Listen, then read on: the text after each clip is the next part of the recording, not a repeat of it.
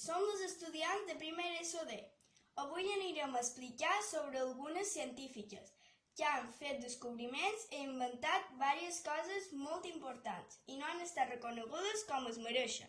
Les participants són Diana, Luján i Valesca.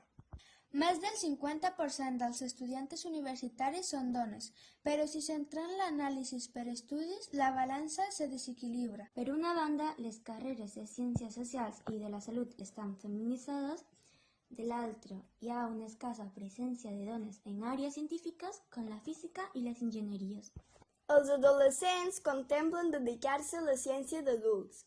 El 4,2% correspon a les noies i el 12,1% correspon als nois. Aquestes són algunes científiques. Patricia Bad va ser la primera doctora afroamericana a rebre una patent amb propòsit mèdic. Era titular de 4 patents. També va fundar l'Institut Americà per a la Prevenció de Ceguesa. Entre els seus invents destaca per haver estat la creadora del làser PAP.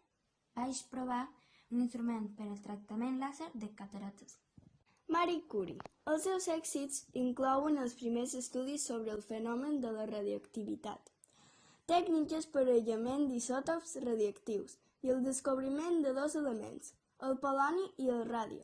Sota la seva direcció es van dur a terme els primers estudis en el tractament de neoplasies amb isòtops radioactius. Stefania Cowlick va ser una química polonesa-americana inventora del poliparafenileno tereftalamida, conegut com Kevlar, una fibra d'alta resistència que pot ser fins a 5 vegades més resistent que l'acer i que en l'actualitat és utilitzada en l'elaboració d'armilles antibales. Adeu!